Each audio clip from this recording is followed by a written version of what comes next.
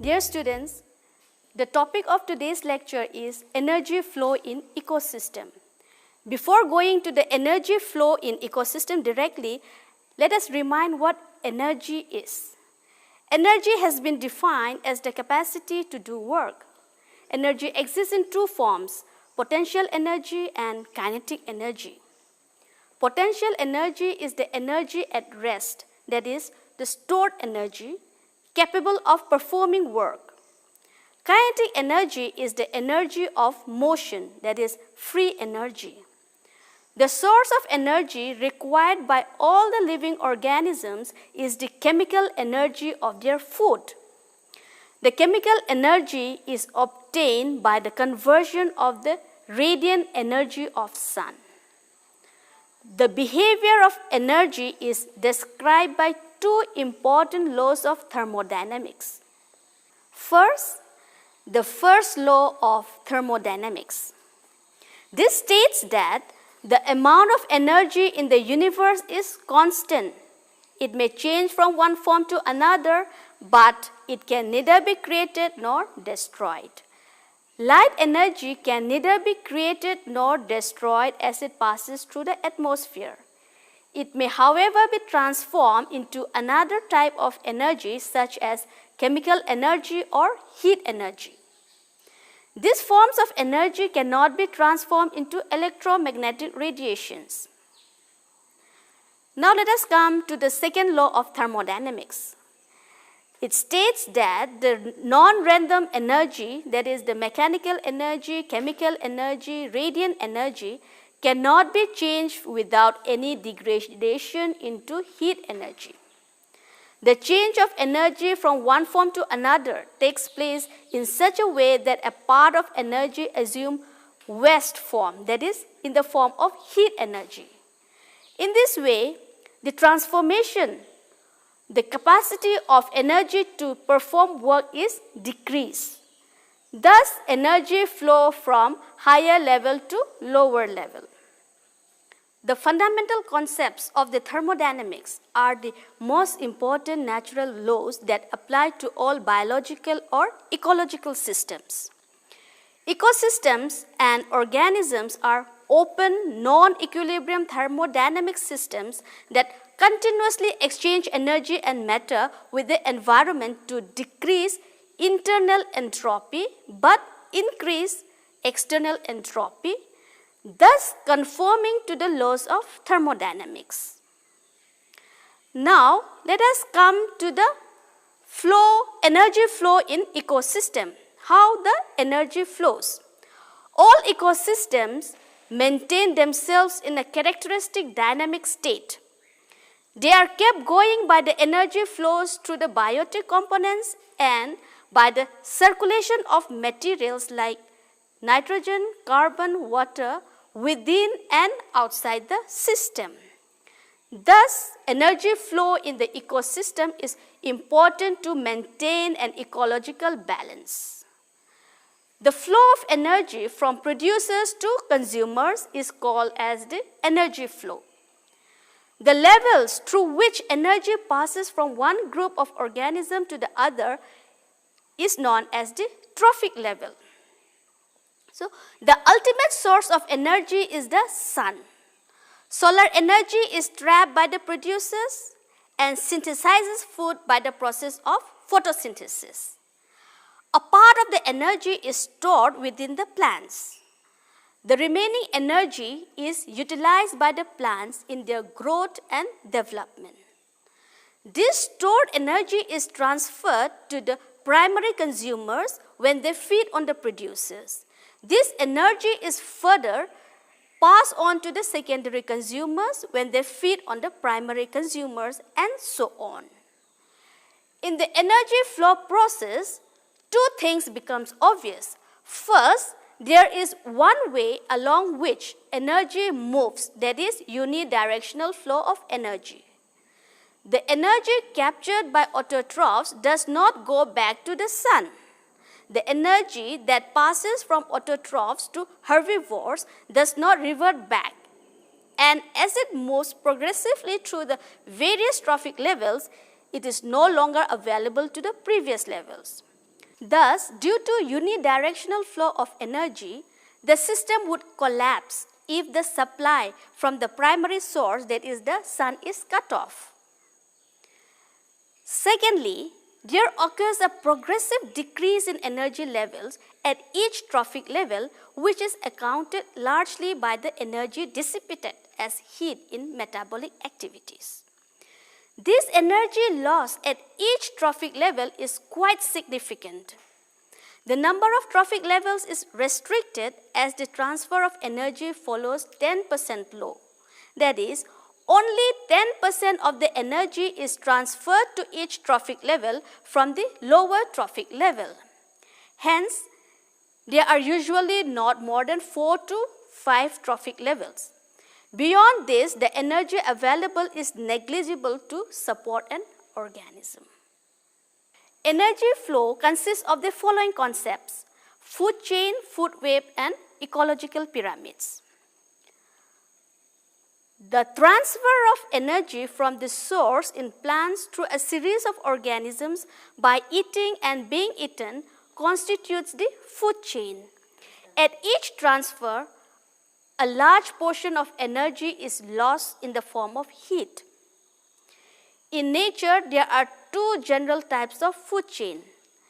Number one is the grazing food chain. This type of food chain starts from the living green plants, goes to the grazing herbivores and on to the carnivores.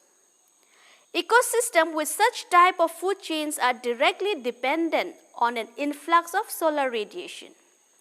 Most of the ecosystems in nature follow this type of food chain. The second type of food chain is called as the detritus food chain. This type of food chain goes from the dead organic matter into microorganisms and then to organisms feeding on detritus and their predators. Such ecosystems are thus less dependent on direct solar energy. This depends chiefly on the influx of organic matter produced in another system. Example is the food chain operating in the decomposing accumulated litter in a forest. In complex natural communities, organisms whose nourishment is obtained from the sun through the same number of steps are said to belong to the same trophic level. Thus, green plants occupy the first trophic level, the producer trophic level. Then, the plant eaters, that is the herbivores, occupy the second level, that is the primary consumer trophic level. Next is the primary carnivores occupying the third level, that is the secondary consumer trophic levels, and the secondary carnivores occupying the fourth level, that is the tertiary consumer trophic levels. Under natural conditions, the linear arrangement of food chains hardly occurs, and this remains interconnected with each other through different types of organisms. So this interlocking pattern of several interlinked food chains is termed as the food web. Food web illustrates several alternative pathways. Food webs are very useful in maintaining the stability of an ecosystem. If the number of rabbits in an area decreases, the owls are expected to die of starvation. But due to decrease in the number of rabbits, more grass is left out that helps to increase the population of the rats. Owls now feeds on rats and allow the rabbits to increase in number. Thus, the ecosystem does not get permanently disturbed when the food operates. The complexity of any food web depends on the diversity of organisms in the system. If the linkages in the chains that make up the web of life are disrupted due to human activities that leads to the loss or extinction of species, then the web breaks down. Now let us come to the third concept of energy flow, that is the ecological pyramids. So what is this ecological pyramids? It is a graphical representation showing the relationship of biomass, numbers, and energy flow at different trophic levels. The primary producers are generally shown at the bottom and the apex predators at the top. The pyramids are different for different ecosystems. Now let us discuss the three different types of ecological pyramids. First one is the pyramid of biomass.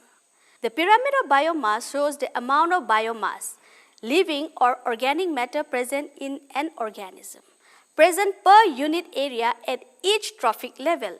It is drawn with the producers at the base and at the top the carnivores. There are two types of pyramid of biomass, upright pyramid of biomass and inverted pyramid of biomass. Let us see the upright pyramid of biomass. Ecosystems found on land, that is terrestrial, say forest ecosystem, grassland ecosystem, they have biomass which generally decreases at each trophic level from producers via herbivores to carnivores. This is evident from the fact that the terrestrial producers, namely grasses, trees and shrubs, have a much higher biomass than the animals that consume them, such as deer, zebras and insects. The level at which the biomass is the highest predator in the food chain, such as foxes and eagles. Thus, in terrestrial ecosystem, the pyramid of biomass is upright. Now coming to the inverted pyramid of biomass. A reverse or inverted pyramid structure is found in most aquatic ecosystems. In a water body, the producers are tiny phytoplanktons that grow and reproduce rapidly. In this condition, the pyramid of biomass has a small base, with the producer biomass at the base providing support to the consumer biomass of large weight. Hence, it assumes an inverted shape. The second type of pyramid is the pyramid of numbers. It is a graphical representation of number of individuals per unit area of various trophic levels. Large number of producers tend to form the base, whereas the lower number of top predators or carnivores occupy the tip. Here also we have two types of pyramid of numbers, that is upright pyramid and the inverted pyramid. Now let us see upright pyramid of numbers. In upright pyramid of numbers, the number of individuals decrease from the lower level to the higher level. This type is usually found in the grassland ecosystem and the pond ecosystem. Inverted pyramid of numbers, here the number of individuals increases from the lower level to the higher trophic level. Example is shown in the parasitic food chain. The third pyramid is the pyramid of energy. The most ideal and fundamental method of representing the relationships between organisms in different trophic levels is the pyramid of energy. Energy cannot be recycled, and during the flow of energy from one trophic to another, there is a considerable loss in the form of heat, respiration, mechanical energy, etc. The highest energy is available to the primary producers and lowest to the tertiary consumers. Thus, the pyramid of energy is always upright and vertical. In this type of pyramid, the energy is maintained at the highest trophic level and is maximum at the lowest trophic level. Of the three types of ecological pyramids, the energy provides a more suitable index for comparing any and all the components of an ecosystem. Pyramid of numbers overemphasize the importance of small organisms, and pyramid of biomass overemphasizes the importance of large organisms. Thus, energy pyramids gives the best picture of overall nature of the ecosystem. With this, we come to the end of today's lecture. Thank you.